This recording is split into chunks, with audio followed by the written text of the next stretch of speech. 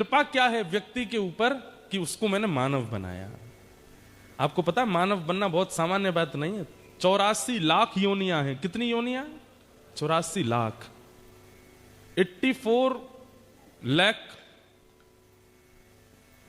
योनियां। मतलब कितने जीव होते हैं हम जानते ही नहीं उनको। जल के अलग, थल के अलग, वायु के अलग। और कर्मानुसार हमको सब में जाना पड़ता है। सब बदलते रहते हैं, कभी कुछ बनते हैं, कभी कुछ बनते हैं, कभी। कहते हैं कि हर मृत्यु के बाद हम ठाकुर जी से प्रार्थना करते हैं, एक बार, बस एक बार आप मुझे मौका दे के देखिए, मानव बनाइए। मैं ऐसा कर्म करूंगा कि आप मुझ पर प्राउड फील करेंगे। ठाकुर जी अभी नहीं, चल छिपकली बन अभी जाके। फिर मृत्यु के बाद ठाकुर जी अब कृपा कर दो। नहीं, अभी कॉकरोच बनो, जाओ। अभी बिच्छू बनो, चाहे मछली बन जाओ, चलो। अरे बहुत रोता है तो चल बड़ी मछली, वेल मछली बन जा। ठाकुर जी हमको बार बार भेजते रहते हैं। हम हर बार मृत्यु के बाद ठाकुर जी से प्रार्थना करते हैं। क्यों? क्योंकि इस पूरे चक्र से बचने का एक ही द्वार है, मानव देह। और वो ठाकुर जी किसी को नहीं देते। जब बहुत प्रार्थनाएं हो जाती हैं, हमारी प्रार्थना हम पर, ठाकुर जी को जब बहुत दया आ जाती है, तब ठाकुर जी कहते हैं अच्छा बना दे मानव। बोले बना दीजिए। क्या करोगे जन्म लेकर के? बोले जैसी आप आज्ञा करेंगे। बोले कि कर्म अच्छे करना, व्यवहार अच्छा रखना, स्वभाव मधुर करना, ऐसा कर्म करना कि पुनः तुमको मतलब अपने हिसाब पूर्व के बराबर हो जाए। नया हिसाब तैयार करके मत आ जाना। वास्तव में हम लोग हिसाब बराबर करने आए हैं, लेकिन हमारे कर्जे ऑलरेडी बहुत हो गए। 20, 25, 30 साल की उम्र में ही हमने, और पिछला तो किया नहीं बराबर, इस साल के और इस जन्म के और बढ़ गए हमारे। ठाकुर जी से बहुत प्रार्थना। ठाकुर जी कहते ठीक है अब तुम मानव बन के जाओ। बहुत कृपा करते हैं, तब ठाकुर जी मानव बनाते हैं। भगवान कहते हैं मानव बनाना ये मेरी पहली कृपा।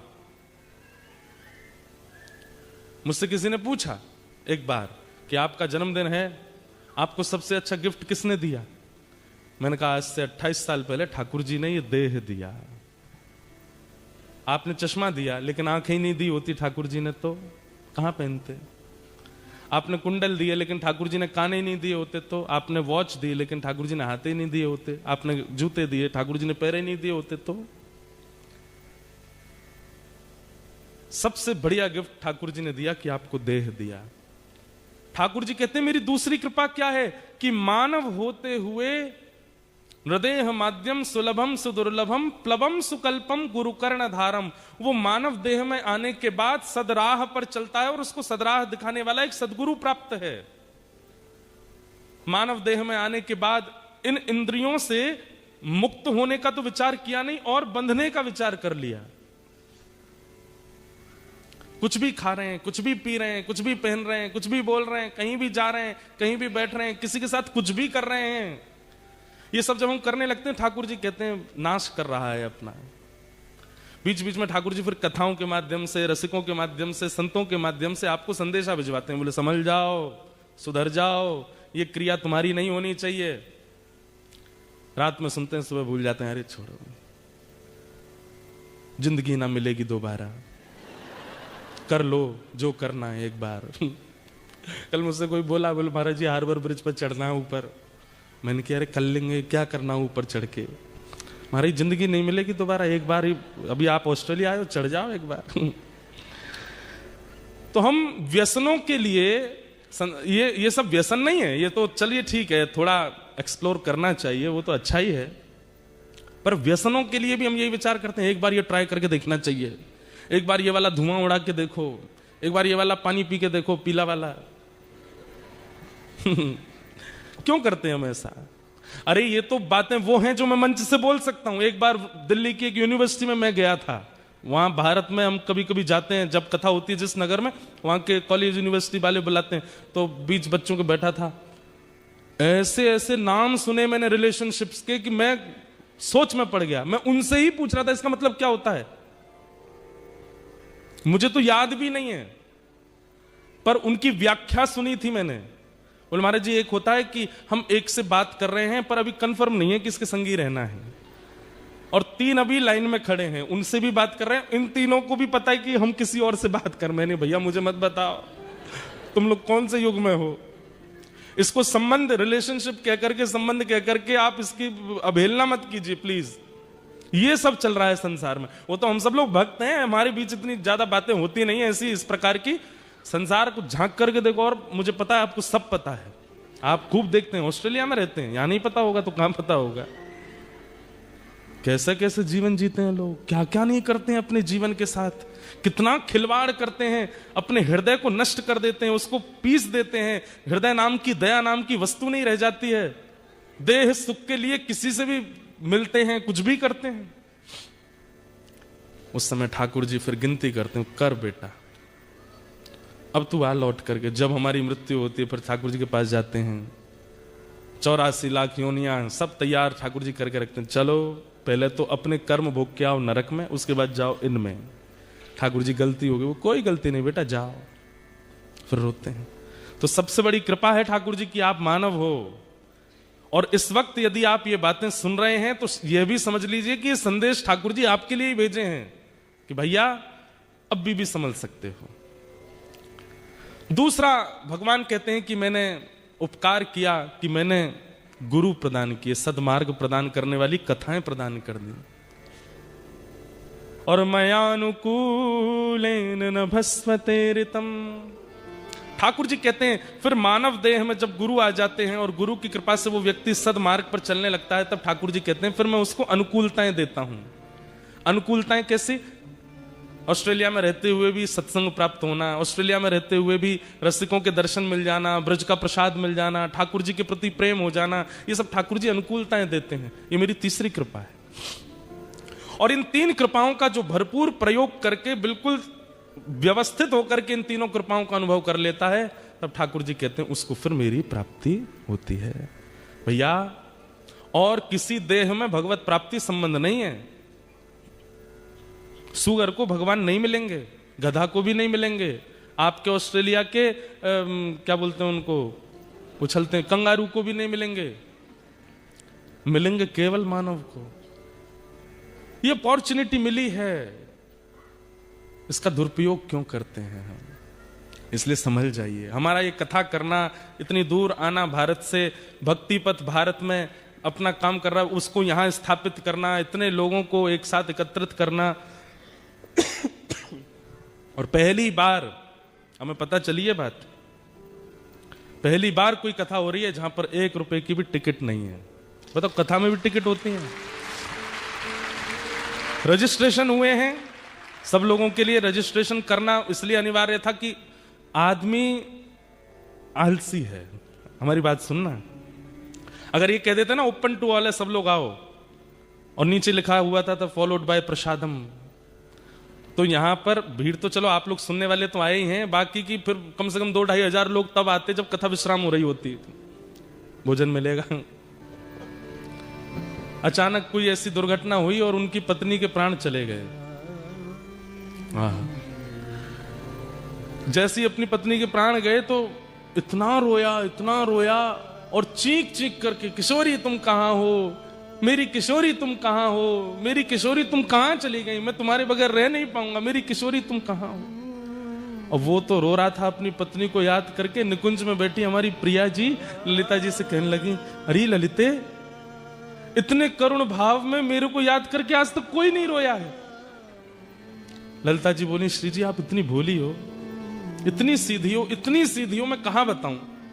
अरे तू ऐसे काहे को कह रही है, देख ये कितना रो रहा है मुझको याद करके। अरे बड़े बड़े जापक देखे, बड़े बड़े नामनिष्ठ देखे, बड़े बड़े भावुक देखे, लेकिन ऐसे रोवे वारो देखियो, या को कंठ अवरुद्ध है गयो है, गिर तो जा रहा है, नेत्रन से अश्रुधार गिर रही हैं, आंख लाल पड़ गई हैं। अरे ये प्राण त्याग देखो। अरे ललित तू जल्दी व्यवस्था कर, या से मिलना है मुझको। ललिता जी बोली, श्यामाजू वो अपनी बहू को बुला रहा है, वहां की पत्नी को नाम है किशोरी, वो आपको याद नहीं कर रहा है, अपनी पत्नी को बुला रहा है।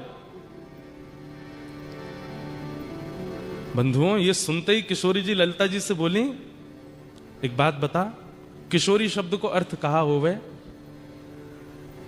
हमारी किशोरी जी को नित्य किशोरी, जो छोटी सी हैं उनको किशोरी कहते हैं। और बोले किशोरी पूरे ब्रह्मांड में केवल राधा रानी और कोई नहीं हो सकता। आप किसी को आज किशोरी अगर बोल रहे हो ना, कल वो किशोरी नहीं है, क्योंकि आज उसका जो तन है, उसका जो मन है, उसके जो स्वरूप है, वो कल बदलेगा। हर दिन व्यक्ति बड़ा होता है, हर दिन व्यक्ति की आयु बढ़ती है, हर दिन व्यक्ति का स्वभाव बदलता है, हर क्षण व्यक्ति के हार्मोन्स डेवलप होते हैं, हर दिन उसका रक्त बदलता है, शरीर बढ़ता है, सब कुछ बढ़ता है। हम लोग किशोर किशोरी नहीं हो सकते। हम अपने पूरे जीवन में एक दिन किशोरी होते हैं, एक दिन किशोर होते हैं बस। पर जो नित्य किशोरी हैं, हमेशा एक ही रस रहती हैं, वो किशोरी जी श्री राधा रानी है। इसलिए हमारी किशोरी जी से आप मातृभाव नहीं रख सकते। ठाकुर जी को भले पिताजी मान लो, लेकिन आप राधा रानी को मां नहीं मान सकते, क्योंकि वो किशोरी है। आप किशोरी जी के प्रति स्वामिनी का भाव रख सकते हो, आप किशोरी जी के प्रति सखित्व का भाव रख सकते हो, आप किशोरी जी के प्रति लाली का भाव रख सकते हो, पुत्री का भाव रख सकते हो, पर मां का भाव नहीं, क्योंकि वो नित्य किशोरी है, छोटी सी रहती है। ललिते बता, मैं ना जानू ये अपनी पत्नी को बुला रहा हो या कौन को बुला रहा है, पर किशोरी कौन है? बोले किशोरी तो आप, तो ये मुझे बुला रहा है। उसने भाव से नहीं पुकारा, केवल किशोरी शब्द का उच्चारण किया है। अपनी पत्नी के विरह में रोते रोते हमारी लाडली जी से देखा नहीं गया, तुरंत प्रकट हो गए और प्रकट होकर के उसको रूप कांति का दर्शन करा दिया, सिर पर हाथ दे करके उनको अपनी सखी रूप में स्वीकार किया। और किशोरी जी के दर्शन करने के बाद में उनके चित्त में फिर भक्ति भाव प्रकट हो गए। तो किशोर अली नाम की वो फिर संत हुए। उन्होंने फिर खूब ठाकुर जी के भजन लिखे, पद लिखे, भाव लिखे। नाम में कितना प्रभाव है। हम तो फिर भी भाव से करते हैं, हम तो जान के करते हैं, हम तो लीला सुन के करते हैं, तो हम पर कृपा नहीं करेंगे? कोई बिना भाव के, बिना जाने, बिना कुछ समझे गा रहा है, उस पर किशोरी जी कृपा कर रही हैं, हम पर कृपा नहीं करेंगे? निश्चित कृपा करेंगे। अभी श्रावण का महीना चल रहा है और श्रावण में विशेष रूप से अब हमारे ब्रजमंडल में झूला पड़ गए हैं। श्रावण में झूला क्यों झूलते हैं ठाकुर जी? क्योंकि श्रावण में बादल इतने हो जाते हैं और चारों तरफ से इतना ज्यादा बादल, और उसको एक हमारे ब्रज भाषा में कहते हैं गुम्माटा सा हो जाता है। गुम्माटा मतलब हवा नहीं चलती, स्थिर हो जाता है, पर वायु में नमी होती है, लेकिन हवा चलती नहीं है। इसके कारण बहुत ह्यूमिड जैसा फील होता है। अब आपके यहाँ तो उल्टा ही वेदर है, बताओ। श्रावण में तो सर्दी पड़ती है यहाँ पे। ऑस्ट्रेलिया उल्टा है, या तो हमारे ब्रज वाले उल्टे हैं या ऑस्ट्रेलिया वाले उल्टे हैं। खुश हो जाओ, चलो ब्रज से आपकी तुलना है गई है। अब हमारे लाल जी अभी विराजेंगे। इस काल में सेवा ऋतु में ठाकुर जी केवल नीचे एक बाघा पहनते हैं, ऊपर कुछ नहीं पहनते। लेकिन अब यहाँ सर्दी इतनी है कि ठाकुर जी को पूरी यहाँ तक, हाथ तक पूरी पजम्मी आदि सब पहना के, रात में तो गगदल पहना के कान वान ढक के सुलाने पड़ते हैं, भैया जाड़ो पड़ रहा है। हम अभी कहाँ तस्मानिया गए थे, वहां तो बर्फ पड़ी थी ऊपर पहाड़ पे, तो वहां ठाकुर जी को दो दो गगदल पहनाई, एक नीचे से पहनाई, एक ऊपर से धराई, पामन में नीचे। अच्छा, इनको जाड़ा भी बहुत लगता है और इनको गर्मी भी बहुत लगती है। जाड़ा तो इतना लगता है केवल इतने दिखेंगे सर्दियों में, बाकी दिखेंगे नहीं। और गर्मी इतनी लगती है सब लत्ता फेंक फांक के केवल कॉपीन में डोलते हैं, केवल एक पहन लेते हैं नीचे और कुछ नहीं पहनते। ऐसे हमारे लाल जी हैं। तो अभी जाड़े यहाँ पड़ रहे हैं, तो जाड़ा समझते हैं ना, विंटर्स आप लोगों की। एक मेरे को बोले महाराज जी कभी समर में आओ। मैंने कहा हैं, हमारे यहाँ तो समर ही चल रहा है अभी, तो हमारी समर में आओ, दिसंबर जनवरी। मैंने कहा यार बड़ा अटपटा लगता है सुनना, दिसंबर जनवरी में। बोले 40 डिग्री रहता है यहाँ पर टेम्परेचर। तो यहाँ तो मौसम उल्टा है, पर हमारे ब्रज में अभी श्रावण में झूला पड़ते हैं ठाकुर जी के। तो वायु नहीं चलती, हवा नहीं चलती, तो जिसके कारण क्या होता है, श्री जी को बड़े प्रश्वेत आ जाते हैं, पसीने आ जाते हैं। और पसीना आवे के कारण जितने पत्रावली को श्रृंगार है, जितने किशोरी जी के, ठाकुर जी के मुखमंडल को रस है, वो सब धूमिल होने लगे। तो सुबह सुबह सब सखियां किशोरी जी का श्रृंगार करती हैं, ठाकुर जी का श्रृंगार करती हैं, उसके बाद सीधे झूला पे ही बैठा देते हैं। क्यों? कि ये दोनों झूलते रहेंगे और इनके झूलवे के कारण इनको जो श्रृंगार है वो मिटेगो नहीं, और हम लोगों को दर्शन करने में सुख मिलेगा। और झूला में भी बड़े अच्छो रहे कि झूला से नेक दूर कछु सखी खड़ी जाए, पीछे कछु सखी। तो जब दोनों झूला झूलें, तो जब पीछे जावे तो पीछे वाली सखीन को दर्शन है जाए, आगे जाए तो आगे वाली सखीन को। सखियों का सबसे प्रिय उत्सव है झूला का। तो कोई नहीं, मेरे फ्रेंड है, उनको तो बता सकते हो। तो ऐसे ही श्री जी की, ठाकुर जी की निज बातें हम कह तो रहे हैं, पर हमको बहुत डर लगता है कि कहीं श्री जी हमसे यूं नहीं कहें, क्यों रे वह सभागृह में एक बैठो भोजन भट्ट, वो केवल भोजन करवे आयो भाई, लीला तो कोई मतलब नहीं। व्हाट्सएप इंस्टाग्राम चला तो सुन रहा मेरी लीला है, तू आए वो सुनाया आयो। तो इसका हमको दंड तो मिलेगा। और पता दंड क्या मिलता है? अयोग्य के सामने लीला का प्रस्तुतिकरण करने से क्या होता है? फिर जो लीला सुना रहा है ना, उसको लीलाओं का कुछ दिन तक अनुभव नहीं होता, फिर कुछ दिन के लिए उसके चित्त से लीलाएं चली जाती हैं। इसलिए हमारी प्रार्थना है, अगर आप किसी और भाव में हो तो हाथ जोड़ के प्रार्थना है, एक भाव में आ जाओ और श्री प्रिया प्रियतम की नित्य लीला का श्रवण करो, और बड़े भाव से श्रवण करो। फोन वोन सब साइड धर देना, कोई और विचार करना नहीं। श्री ठाकुर जी प्रिया जी के साथ कैसी लीला कर रहे हैं और उस लीला में प्रेम कितना है, उस भाव को चित्त में धारण करके श्रवण करो, तो हमको फिर दोष नहीं लगेगा। बेमतलब में काय को ऑस्ट्रेलिया बुला के दोष लगाओ, इसलिए भाव से सुनो। तो बात ऐसी है कि प्रेम का एक स्वरूप होता है कि हम प्रेमी से सबके सामने स्पष्ट नहीं बोलते। जैसे जिससे हमारा प्रेम होता है, अगर वो कभी सभा में हमको मिल जाए, बहुत सारे लोगों के साथ हमको मिल जाए, तो हम इशारा कर देते हैं। वो एक शायरी जैसी है, हाँ, नजर से नजर ने मुलाकात कर ली, रहे दोनों खामोश और बात कर ली। बस आंखों से ही हो जाती है कि ऐसे। जो भी आप लोग स्त्री पुरुष ही मत समझना, कभी कभी भाई भाई भी कर लेते हैं इशारों में बात। जैसे घर में मेहमान आते हैं, मम्मी ने समोसे मंगाए, बच्चों से कही भटक मत जाना इसके पास में, वो फूफा जी आ रहे हैं लंदन वाले, वो खाएंगे। बच्चे कह रहे, हे फूफा जी आप पेट भरे आना, खाना नहीं छोड़ जाना, तो हमको तो भी मिल जाएंगे। बाल्यकाल में बच्चों के संग ऐसे ही होता है। तो जैसे ही फूफा जी आते, बच्चे बड़े अच्छे, फूफा जी आ गए, आपके लिए समोसे बनाए मम्मी ने, बैठो। फूफा जी बैठ गए। अब जैसे फूफा जी चाय पी रहे हैं, लड्डू खा रहे हैं, समोसे नहीं उठा रहे, तो दोनों भाई इशारा करते हैं, अब तो हमको मिलेंगे, अब तो हमारे हो जाएंगे। तो ऐसे प्रेम का एक स्वरूप होता है कि आप इशारे में ही अपने प्रेमी को स्थिति बता देते हो। श्री जी और ठाकुर जी सदा भीड़ में ही रहते हैं। क्यों? श्री जी के संग 8 सखी रहती हैं और ठाकुर जी के संग 8 सखा रहते हैं। तो अपनी निज बातें कैसे हों? तो श्री जी इशारा कैसे करती हैं? अपने श्रृंगार से ठाकुर जी को इशारा करती हैं। अगर श्री जी ने नीली ओढ़नी पहनी हो, तो मानो ठाकुर जी को संकेत कर रही हैं कि इस बार की पूर्णिमा पर, इस बार की पूर्णमासी पर कोई नीला तालाब, नीला सरोवर, वहां मिलेंगे, वहां लीला करेंगे, वहां रास विहार करेंगे। फिर ठाकुर जी नीले ओढ़नी से तो समझ गए कि भाई जो है कहीं श्री जी सरोवर का संकेत करें। काली ओढ़नी हो, वैसे तो काली शाम ओढ़नी ठाकुर जी ही धारण करते हैं, लेकिन कभी कभी श्री जी धारण कर लेती हैं, तो ठाकुर जी समझ जाते, ओहो काली ओढ़नी मतलब अमावस्या, चंद्रमा नहीं होना चाहिए। और फिर काली ओढ़नी हो, उसमें थोड़े थोड़े सितारे जैसे जड़े हों, तो ठाकुर जी समझ जाते हैं कि द्वितीया तृतीया का चंद्रमा हो जिसमें तारे टिमटिमा रहे, उसमें मिलने की आज्ञा कर रही हैं। ऐसे किशोरी जी संकेत करती हैं। अब नीली ओढ़नी है, उस पर गुलाबी वस्त्र पहने हैं, तो मानो नीला सरोवर और उसमें भी कमल खिले हों, वो संकेत है।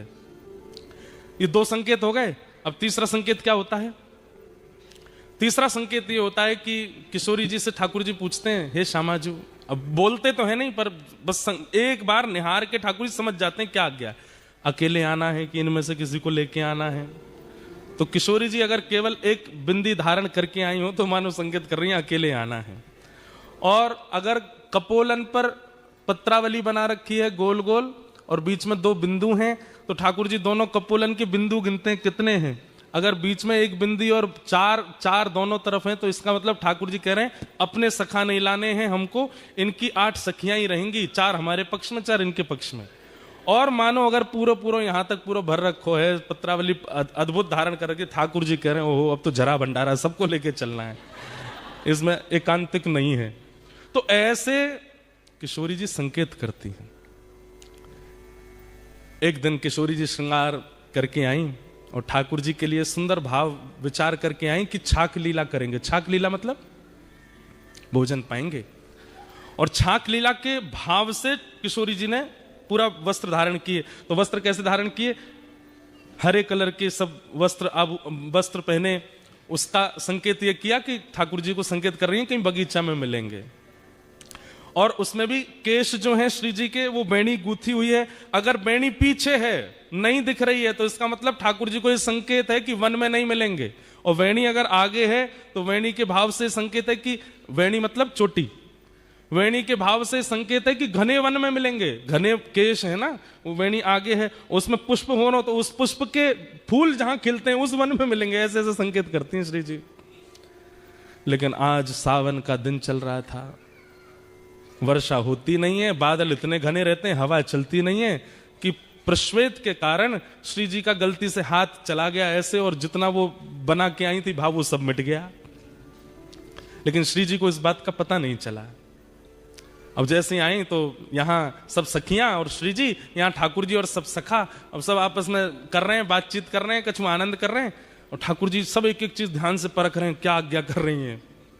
अच्छा, हरे वस्त्र पहने मतलब वन में मिलेंगे, केश आगे हैं इसका मतलब सघन वन में मिलेंगे। ओहो, जूही के पुष्प लगे मतलब जूही के वृक्ष, जूही के पुष्प जहां खिलते हैं उस वन में खिले। लेकिन किशोरी जी आज एक संकेत बना करके लाई थी जिसमें छाक का आज्ञा कर रही थी। जैसे एक तो होता है बिंदु बिंदु बिंदु बिंदु बिंदु, ऐसे पत्रावली हो तो समझो कि केवल रास होगा, आप सखा लिया ना, हमारी सखी आएंगी और रास विहार करेंगे। लेकिन उस बिंदु के भी ऊपर सुंदर सुंदर कुछ आकृति बनी हो तो उसका संकेत ये होता है कि नहीं, छाक लीला होगी।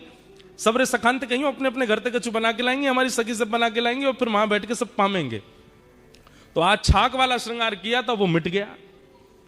तो ठाकुर जी ने जब मुखमंडल की ओर देखा तो सब मिटा हुआ। ठाकुर जी कह रहे हैं कि श्री जी आज्ञा कर रही है मिलनो ही ना है, आज्ञा नहीं दे रही है मिलने। तो ठाकुर जी किशोरी जी से कह रहे हैं, किशोरी कह रहे हैं ठाकुर जी को समझ ही नहीं आया, बोले कि ये तो स्पष्ट बोल रही है कि मिलना ही नहीं है। अब सबके सामने बोले कैसे? थोड़ी देर वहां बैठ के सब चले गए। अब श्री जी ने सब सकीन से कहीं, तू कड़ी बना के लाइयो, तू खीर बना के लाइयो, तू रबड़ी बना के लाइयो, श्याम सुंदर आमेंगे उनको मक्खन बहुत प्रिय, तू मक्खन निकाल के लाइयो, तू ऐसी ऐसी मोटे टिक्कर बना के लाइयो। और सब सकीन से कह दी। वहां सब सखा भी कछु कछु लेके आ रहे होंगे। सोचो कैसा प्रेम संपर्क था। ये व्हाट्सएप और इंस्टाग्राम वाला टाइम नहीं है। और ये स्वच्छंद प्रेम है, इसमें काम दूर दूर तक नहीं है। संध्या के समय आज सुबह से सब सखिन ने अपने घर में सुंदर सुंदर प्रसादी बनाई और संध्या के समय श्री जी आ गई बगीचे में। जैसा जैसा संकेत जहां का किया था उसी बगीचे में, उसी पुष्प के वन में आकर के श्री जी आके विराज गई। प्रतीक्षा कर रही हैं, ठाकुर जी आ रहे होंगे, ठाकुर जी आ रहे होंगे। अब जब ठाकुर जी विलंब करते हैं ना तो ललिता विशाखा ठाकुर जी की बुराई करने लग जाती हैं। अरे श्री जी तुम भी यार छलिया के चक्कर में पड़ गई हो, जे ऐसा ही है। तो श्री जी को और पीड़ा होती है कि उनकी बुराई मत करो। और फिर करते करते बुराई ऐसे कहने लग जाती हैं, हमें तो ऐसा लगे नंदगाम में कोई और गोपी आ गई है, वो और ज्यादा सुंदर है, और वाने बढ़िया अपने घर में कचू रबड़ी बनाई होगी, तो लाला मही चलोगे और मही पेट भर लियो। अब ये सब सुनकर के श्री जी को बहुत पीड़ा होती है। बहुत देर हो गई ठाकुर जी नहीं आए।